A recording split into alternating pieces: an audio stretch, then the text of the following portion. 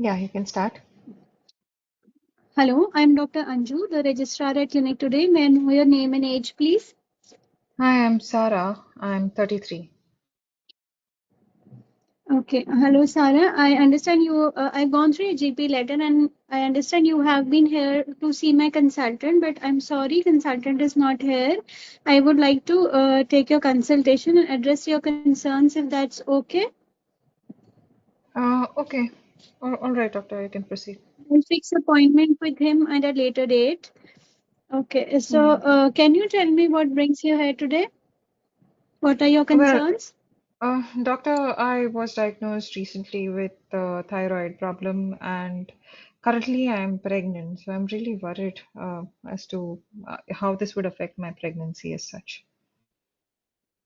Okay. Okay, I will address your concerns. So, can you tell me more about how the pregnancy has been so far? Is it a spontaneous one and uh, Yes, it is a any spontaneous one. problems so far? No Okay, problems. and is it I've a been planned 8 weeks. pregnancy? Not Okay, really. It is it hasn't a been plan? one. Okay, so were you practicing any contraception? We were using condoms. Okay, so what are your wishes with regard to pregnancy? Is it a welcoming one? Yes. Okay. And can you tell me more about the thyroid condition? How was it diagnosed? And I understand you are taking thyroxine 50. And when did you last visit your specialist? Yeah, it was diagnosed 6 months ago, and when I got my test done, and I'm taking thyroxine, you're right, 50, and I have been on this medications ever since. And they told me that I would need to do serial levels of thyroid. So that was Mhm. coming down. Yeah, Okay. that is what it is. Okay. Uh, okay. Thank you. And any other medical illness other than thyroid? No, Any surgeries? no, Any drug allergy? no, doctor. Your blood group? A positive. Okay. Any reservation against blood transfusion? No. Okay. And are you aware of your weight to height ratio? Yeah, it is 24. Okay. And any family history of diabetes, thyroid? No, nothing in the family at least. No. Okay. And please don't mind me asking, do you smoke? No, I don't. Take alcohol No, or do drugs? no. Okay. And how's the support at home? I'm well supported. Okay. And have you been pregnant before? Oh, yes, doctor, I have been pregnant before. I've had two miscarriages before. Oh, sorry. Can you tell me more in detail about the miscarriages? Yeah, When did it happen? yes, it was at 9 months ago. That the Okay. second one happened, and the first one was a year back. I think it was around Okay. 8 weeks in the pregnancy and maybe 10 weeks, the second one. I had bleeding and it Okay. was all out, so that is why I'm really worried this time. I understand your anxiety. Uh, okay. And so was there everything came out spontaneously? No DNC was done? Sorry, what is that? Any did you need any help after the abortions? Any medical help? Any pills or any surgery was done? No, no, they told me that it was all out. It was all Okay. clean. Okay. Okay. And I understand that you are anxious, but of late, have you felt low or depressed? Uh, no, I'm okay, but I'm a little anxious. Anxious, yes. I will, okay. So I'll address your concerns. I would like to examine you in the presence of chaperone, would quickly like to take your blood pressure, and we will, is that okay? Okay. So, coming to your pregnancy management, I must tell you that your management will be under a multidisciplinary team, which will include my consultant, the endocrinologist, and the specialist midwife. And pregnancy thyroid, as such, in pregnancy, the due to pregnancy, thyroid demand for the body increases. It is also important for the baby. For the first few months, baby is completely dependent on the mother for the thyroid hormone. Therefore, the demand increases. So we Mhm. will be doing your serial thyroids and your thyroid, which has been done as now with the GP letter which he has sent. I have confirmed that it is your name, bears your name and NHS number. Thyroid is little on the thyroid hormone is little on the higher side. That means that it is not well controlled. Am I clear? Okay. Okay. So I will be writing to your endocrinologist soon, and we will increase your thyroxine dose, and we serially monitor it, and it will be controlled with the increased dose. Okay. Okay. Regarding the effect of thyroid on pregnancy, for mom, it can mean a higher BP, increased chances of having high BP, increased chances of having bleeding in pregnancy in or after delivery, and increased chances of intervention such as induction or cesarean. For Mm-hmm. baby, it can, for example, you had previous to abortion, it does increase the chances of abortion, but we will arrange have any ultrasound been done for you till date? No, not yet. And this really scares me, doctor. Please, don't be scared. We will arrange an ultrasound for you. Thyroid is better control than it was before. And with good control, pregnancy is straightforward and a successful pregnancy for most women. Okay. All right.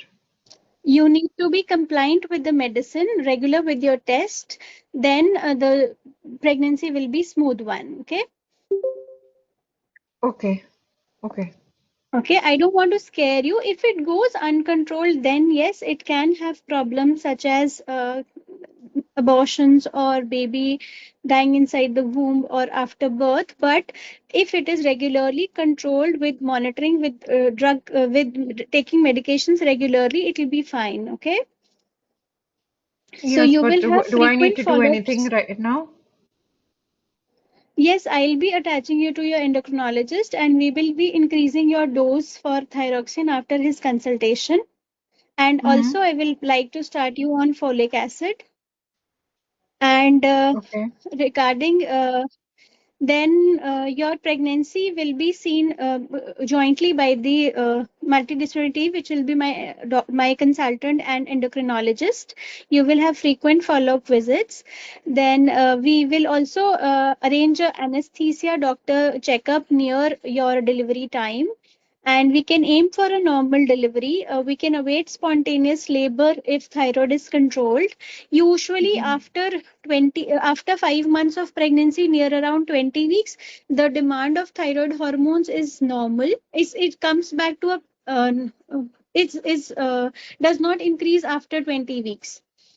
So mostly it Okay. gets settled by 20 weeks. And then for delivery, we can aim for a normal delivery. We would not like to go beyond 40 weeks in thyroid condition. And if you do not go into labor, we would offer you kickstarting labor with the medicines. And in labor, we'll be supporting you 1:1. We'll give you pain relief. And if thyroid is controlled, we can go for a delivery in a midwifery unit also. However, if it is uncontrolled, then a consultant-led unit will be offered. And after delivery, as you will have as uncontrolled thyroid can cause increased risk of bleeding, so we will follow active we will give you active treatment for prevention of having increased bleeding during delivery. After delivery, we will be supporting you with breastfeeding, and we also I will attach you to the contraceptive clinic so that you can have a planned pregnancy whenever you next plan. And we will assess your risk for clots in legs and lungs, and accordingly will advise if medicines are required. Okay, Doctor, I'm worried am I about clear? what. Okay, time is up. All right. Okay, I wanted to ask you, what Mhm. happens if I have bleeding now? What would you say? I will start you on progesterone tablets, 400 milligram till 16 weeks of pregnancy, morning and evening, because she'll be RPL also. Okay. Anything else? Ultrasound to see for viability and Hmm. Yeah. if So ultrasound would be the first thing, and then you will consider the rest. All right. So, okay. Fine. So, I think you did fairly well. What do you think? okay, All right. Okay. So, there was this was simply missing some hypothyroidism. points. Yeah. Yeah. Yeah.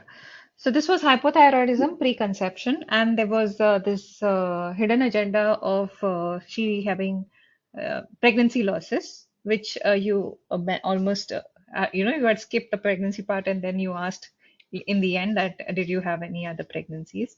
So that was the thing. So always be careful with such conditions, hypothyroidism, etc. Always ask for pregnancy losses. So that's one. And but you asked, so that's good. And so there is recurrent pregnancy losses. There is hypothyroidism. And she is on 50 micrograms. And the TSH is okay, not fairly well controlled, but it's okay controlled. And to begin with, the TSH was very high. It is mentioned that it was 12.5 milli international unit per liter when she was diagnosed. Now, so what you need to ask basically is you first need to ask her about her thyroidism, hypothyroidism. So when was it diagnosed? How many months back, and why was the test done is important. Did she have any thyroid problem? In the sense, did she have any the symptoms of thyroid disease, which is why she was tested, like feeling too hot or a lethargy, not being able to concentrate on daily activity. Such things did she have, which is why the thyroid test was done. Feeling too cold, rather, they are not able to tolerate cold temperatures because they cannot produce heat because thyroid hormone is required for metabolism. Now, so what is the, when was the last special, as you said, when was the visit to the specialist? How much was it started on the dose? Whether it is stepped up, whether she was, whether it was controlled prior to pregnancy. That's important. Okay, whether the thyroid levels had come under control prior to pregnancy. And one important thing that you missed was, can you tell me?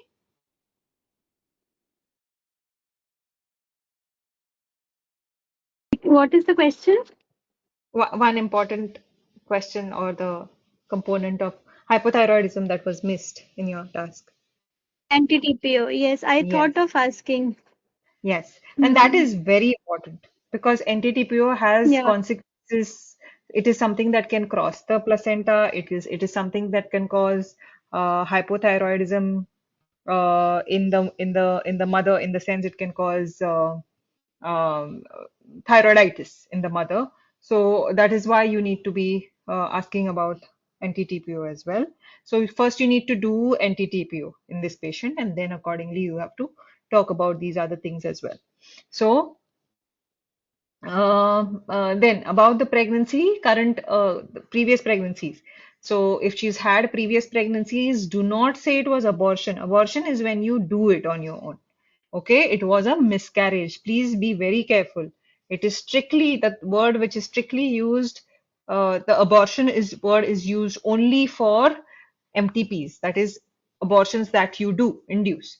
Okay, miscarriage are spontaneous miscarriages. All right. So do not use the word abortion. That's one thing.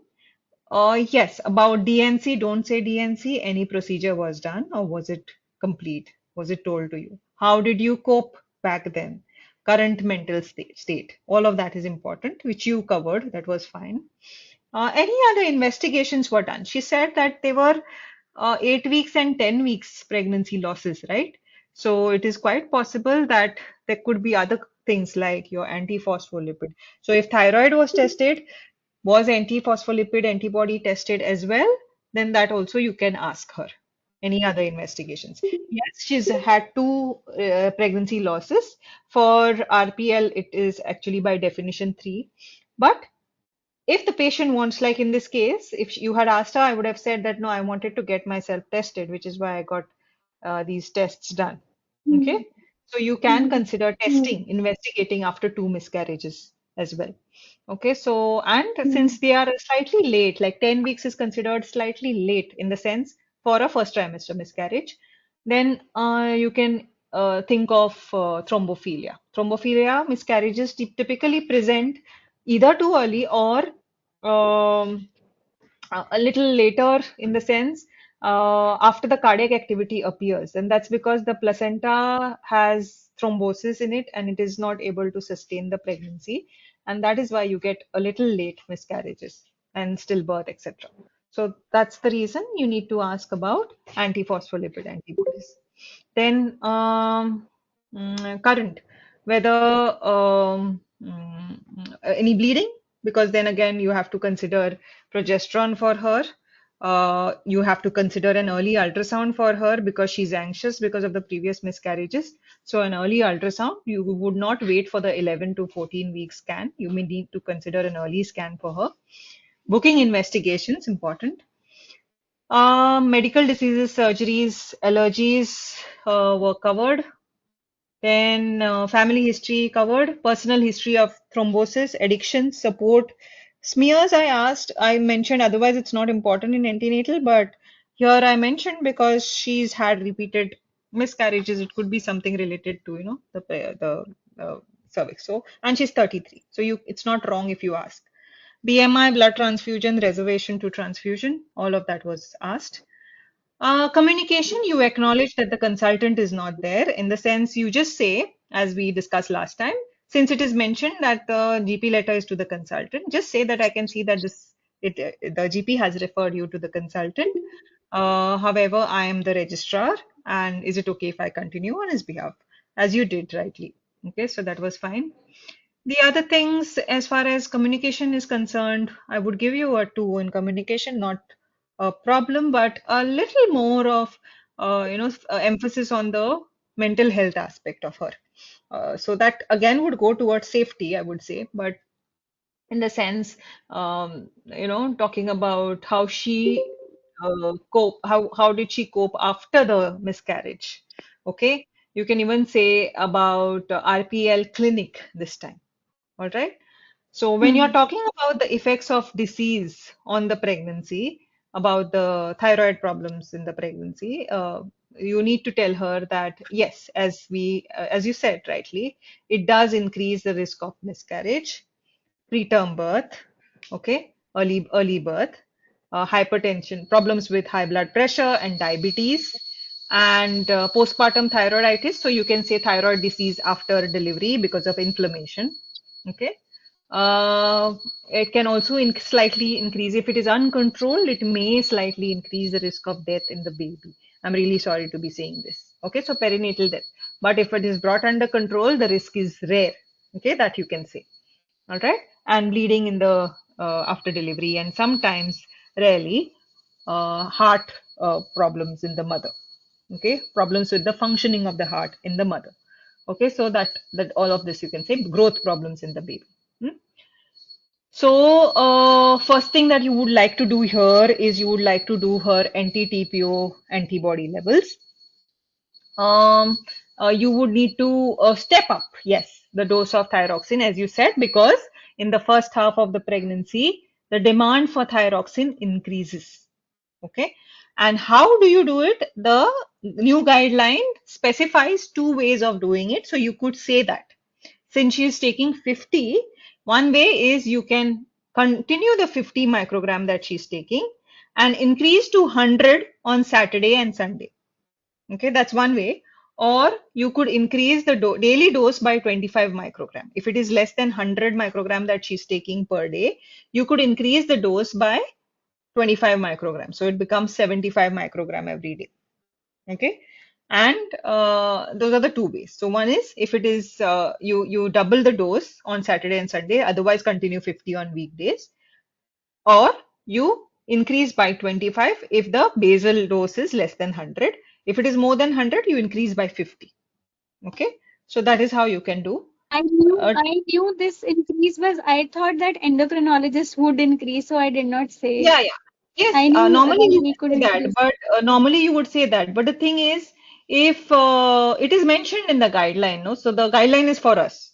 So that is why it may be wise for you to, in the sense, say it, correct? Because it is given strictly in the guideline.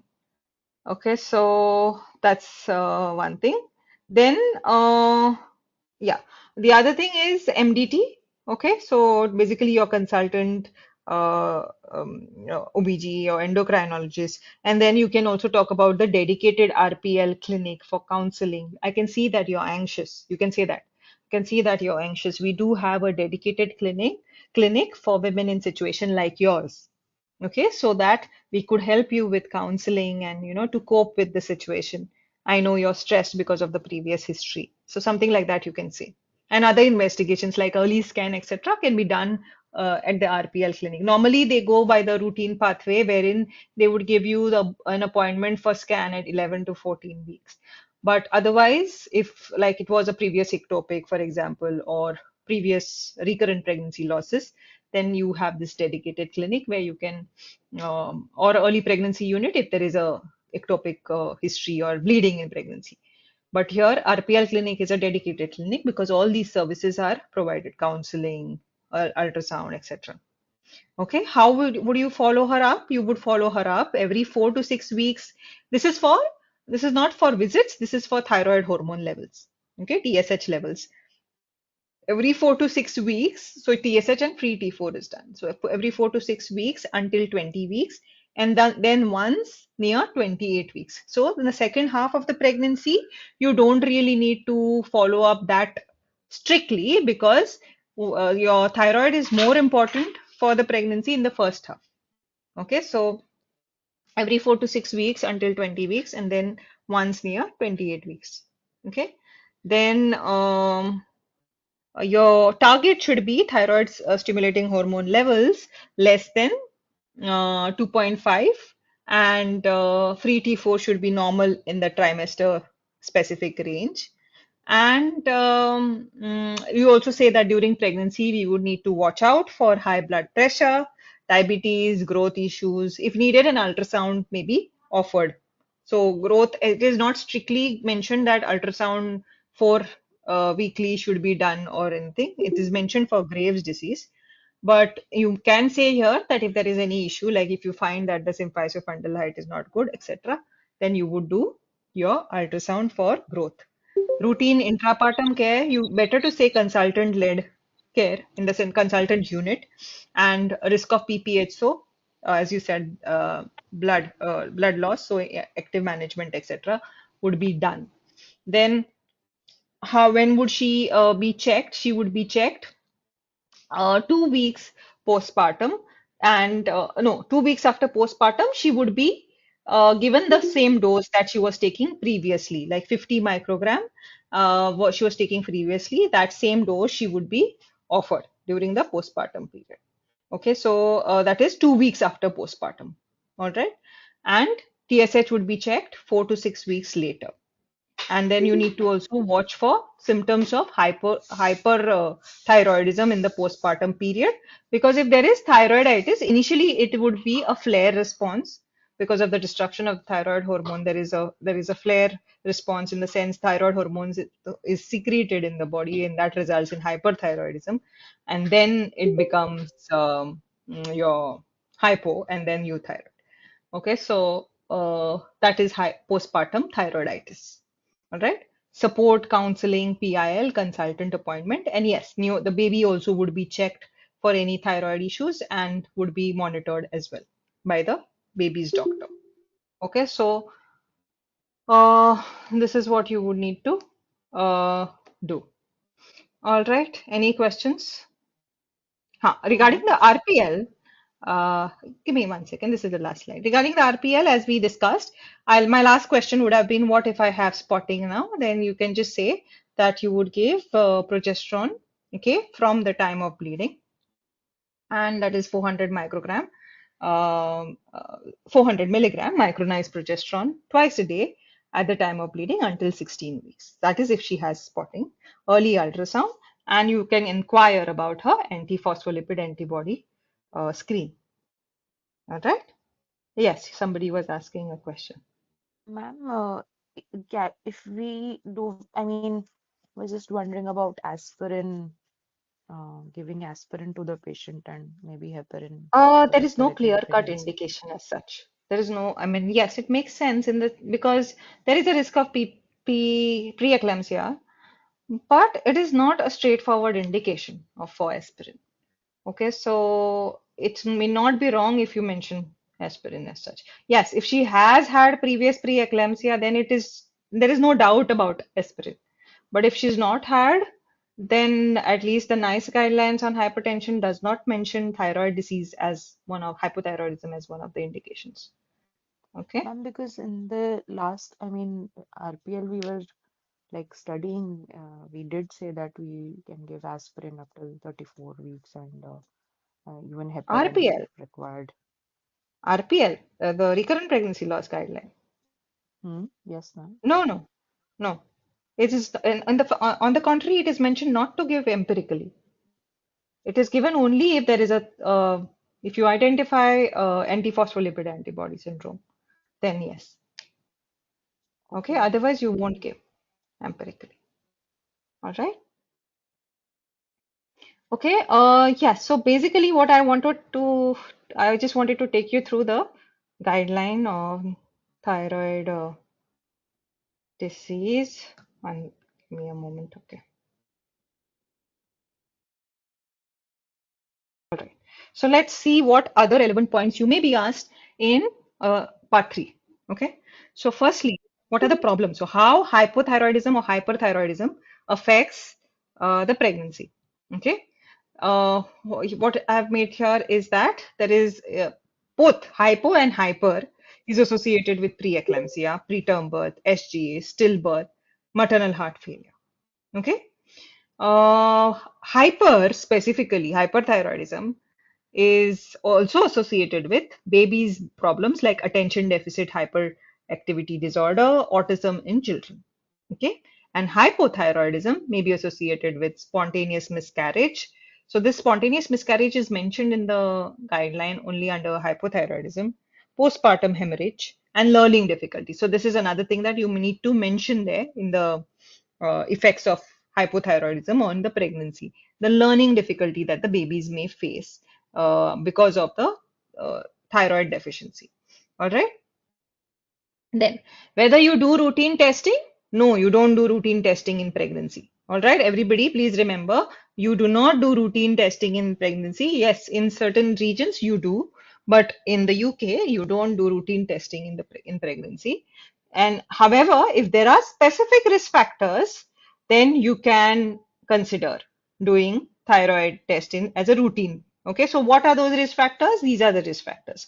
Like if she's had previous thyroid surgery, okay, or goiter, thyroid nodule, previous overt or subclinical thyroid dysfunction, previous thyroiditis, anti-TPO antibody, previous radiation. So anything that disrupts the thyroid basically, okay, or she has certain symptoms like cardiac dysrhythmia, then preconception, weight loss for hyperthyroidism, enlarging gland, thyroid gland, etc.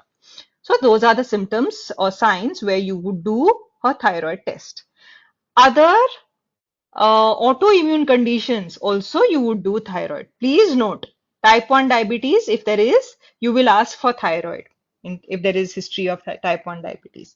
SLE, anti-Ro, anti-La, and antiphospholipid syndrome. So these are the autoimmune conditions that are associated with thyroid, because thyroid also can be because of an autoimmune problem like anti-TPO. That is why you test thyroid, okay, when there is an autoimmune condition. previous late pregnancy loss like stillbirth, second trimester miscarriage. Okay, so you can consider thyroid hormone testing for such women. Okay, this is what we saw already. When the patient is already on thyroid hypothyroidism, how do you increase the dose? One way is split the extra doses. That is, you give 2 additional doses per week on a Saturday, Sunday, for example, the double the dose, or you give daily extra dose. If she's taking less than 100 microgram, you add 25 to the dose. Like here, she was taking 50, so we could just give her 75 daily. If she's taking more than 100, then you add 50 daily. So 150 daily. If it is more, if it is 100, if it is 100, then 125. More than 100, then you add 50 microgram per day. Okay, so that is how it would be. Then this is something that you need to know. Okay, so basically, if TSH is more than 10, and here, even if the FT4 is normal, you will always start thyroxine, levothyroxine. You will not think about this. Okay, more than 10 means severe subclinical hypothyroidism. Okay, and normal free T4 means severe subclinical hypothyroid. You will always start like if this patient comes in preconception period. When it is severe, there is no doubt that you will start her on thyroxine, and the levels that you would like to achieve of TSH is less than equal to 2.5. Okay, that's always the target. Okay, always the target. Now, the dose that you will start is 1.6 microgram per kg per day. All right, so that is, so if for around 45-50 kg lady, you will start around 75. Okay, so that is what it is. Then mild to moderate subclinical hypothyroidism. That means it is not more than 10, but it is above the upper limit of normal non-pregnant range. Non-pregnant range is 4 to 5. Okay, so 5 to 10, say for example. So it is mild to moderate subclinical hypothyroid. This is TSH level. Okay, so if that is the case, then preconception, the word used is consider. Okay, consider. And during pregnancy, you will, again, it is consider for subclinical, and you would definitely, I mean, you would be on the side of giving her thyroid hormone if she has anti-TPO and if you have identified that it is subclinical hypothyroidism in early pregnancy. Like for example, if you identify it in the late pregnancy, there is no much benefit by supplementing thyroid hormone. But if you identify subclinical hypothyroidism in early pregnancy, then you would consider giving her levothyroxine. Okay, so in early pregnancy and when there are TPO positive antibodies. So that is what you need to know. Okay. If there is isolated low free T4, you don't have to bother about this. You will not get a station on this. Okay. If there are anti-TPO antibodies and the euthyroid state, then you just do in the first trimester and 20 weeks, you do thyroid hormone monitoring. That is it. You don't treat. If there is known anti-TPO antibody. Again, this may not come for you. It is more important for part 2. So, but for part 3, what can come is preconception patient coming with hypothyroidism or patient in pregnancy coming with hypothyroidism and is having anti-TPO antibodies. Remember, if it is in first trimester, you say that I will start. If it is overt, you will always say I will start. If it is subclinical mild to moderate, then you will say that I will check her anti-TPO antibodies. Given that you're in the first trimester, we may consider starting. Okay, so that is how you say. Okay, all right, clear about that, everyone? Yeah. Yes. Hello. All right.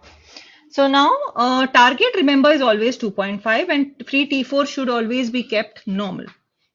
Okay. Monitoring.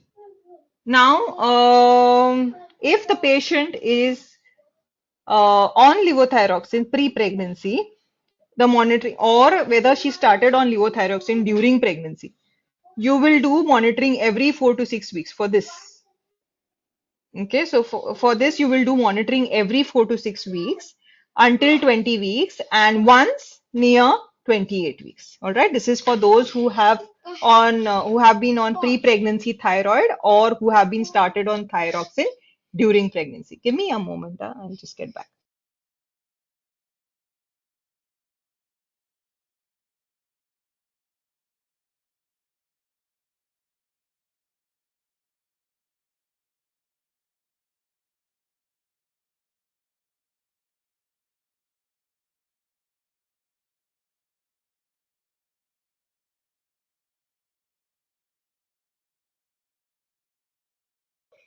Hello, yeah. So, as we discussed in the task, every 4 to 6 weeks till 20 weeks, and then once near 28 weeks. In the postpartum, if she's been on thyroxine pre-pregnancy, then postpartum strategy is slightly different. Okay, so postpartum, you will switch to the pre-pregnancy thyroxine level 2 weeks postpartum. So 2 weeks after delivery, you will, as we saw earlier in this, and you would repeat her thyroid function test 4 to 6 weeks later. If you had started her on thyroxine in pregnancy, you will stop at birth and you would do a TSH 6 weeks postpartum. So that means if the thyroid hormone is given only in pregnancy, you will not continue it postpartum. You will stop it postpartum, and what you would do is you would do her TSH levels post 6 weeks postpartum. All right.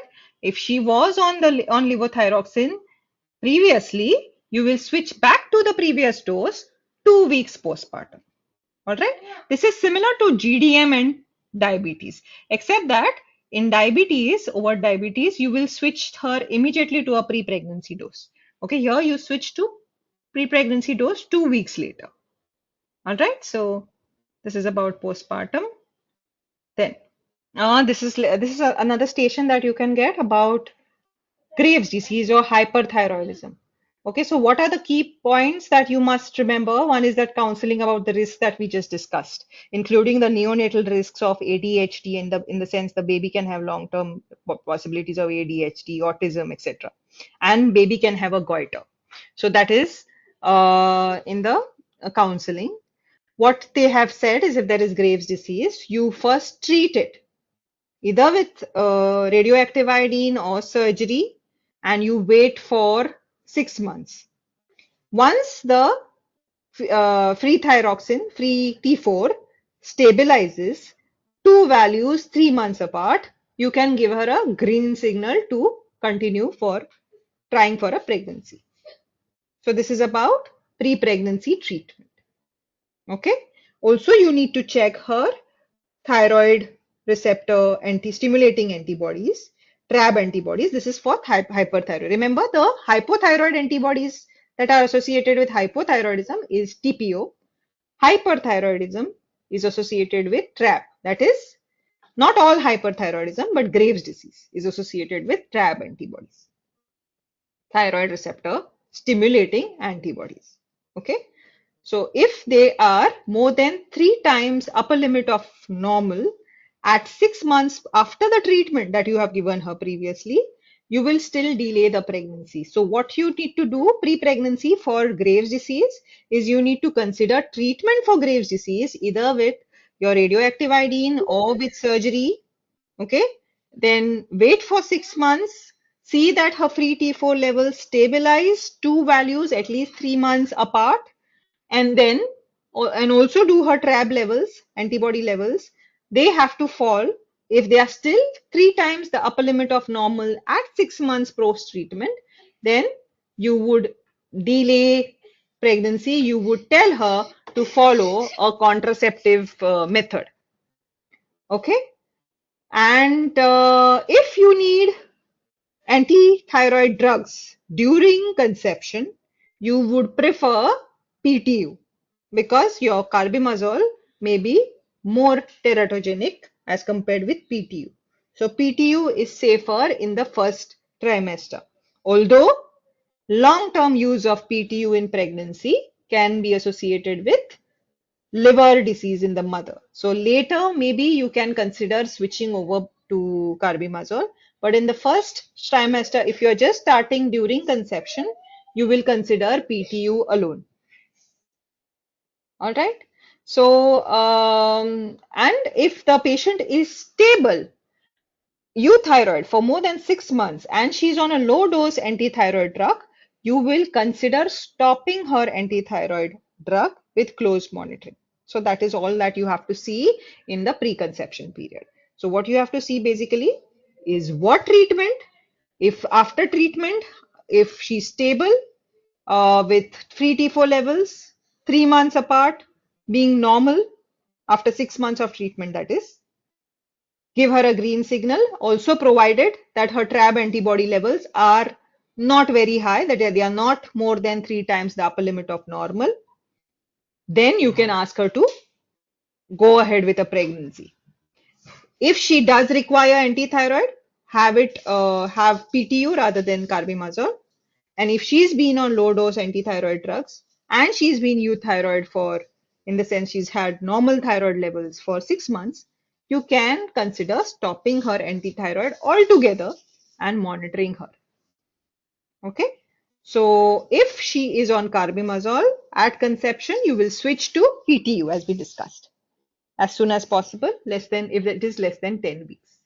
And monitoring on these drugs, that is antithyroid drugs, how do? You monitor more often as compared with what we saw with hypothyroidism. So for hyperthyroidism, you will do TSH and free T4 every 2 to 4 weeks in the first half. There it was every 4 to 6 weeks in the first half, and then only around at 28 weeks. And here it is every 4 to 8 weeks after 20 weeks. So that's the difference. So more often hyperthyroidism is more dangerous in the sense it can cause problems in the mother rather than the baby alone. Okay, so you every 2 to 4 weeks and then 4 to 8 weeks. Okay. The trap testing, if she's Graves' disease, you do in first trimester in all those who have Graves' disease. Graves' disease is basically diagnosed based on trap antibodies. So in all those who have Graves' disease, trap testing has to be done in the first trimester. Repeat again at 20 and 28 weeks if the first trimester is positive or the patient has been or has had to be kept on anti-thyroid drugs then. Okay, so these are the conditions in which you will test TRAB antibodies again at 20 and 28 weeks. Fetal surveillance has to be done. Okay, so you have to do a monthly ultrasound for the baby, Doppler from 26 to 28 weeks. Now, this is a clear-cut indication mentioned in the guideline that growth monitoring has to be done for Graves' disease. Okay, if uncontrolled Graves or she's been on antithyroid drugs or her TRAB levels are too high, then you do a monthly ultrasound with Doppler from 26 to 28 weeks. And neonatal thyroid function has to be checked at birth and 1 to 2 weeks post birth if maternal Graves' disease, antithyroid drugs, or TRAB. So all three conditions. Okay, so if she has, in the sense, one of the three conditions, if she's been on maternal, if she is a case of Graves' disease, then all babies have to be checked at birth and 1 to 2 weeks postpartum. If she has required antithyroid drug, she may not be Graves, she may be just hyperthyroidism for other reasons, but she's required antithyroid drug. Then you have to still check neonatal thyroid function. And if her TRAB is high, definitely check neonatal thyroid function. All right, so this table basically summarizes the pregnancy aspect that you need to know about Graves' disease. That is all that is required.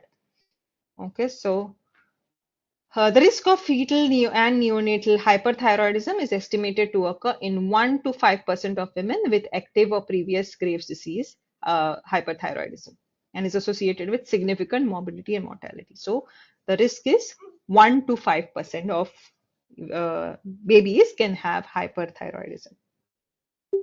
Okay, and what are the adverse effects?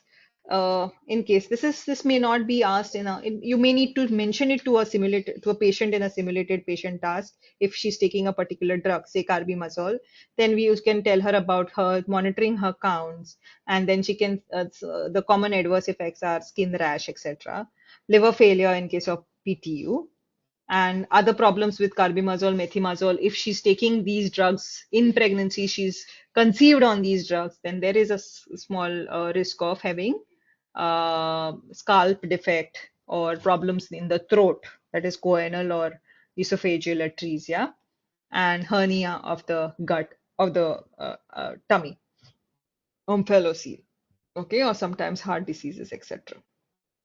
All right, so how much is the risk? Is around 2 to 4% more than the background risk.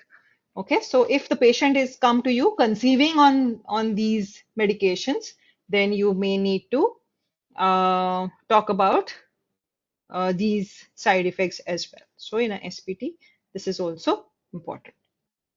Okay, so propyl thiouracil also is associated with anomalies, but it is much less as compared with carbimazole. All right. Peripartum care for thyroid hyperthyroidism is obstetric uh, unit, and indications would be obstetric indications. You don't have to deliver her early just because of hyperthyroidism, unless there is IUGR or something, PET. Then yes, that becomes an obstetric indication. Continuous fetal monitoring in labor and consultant-led unit. Thyroid function test, as we saw earlier, 6 to 8 weeks after birth has to be checked in the mother. Okay, and both the drugs are safe during breastfeeding. So all of these are questions that may be asked by the patient in a SPT. Both carbimazole and PTU are safe during breastfeeding. Okay. Um, yeah. So in in uh, in the postpartum hyperthyroidism, if first you will treat, in case of postpartum thyroiditis, first you will treat it with propranolol or beta blockers, and then if it is still not responding, you can consider anti-thyroid drugs. Okay, so for therapeutic problems. All right, so that is all about the new guideline on thyroid that you needed for part 3 MRCOG.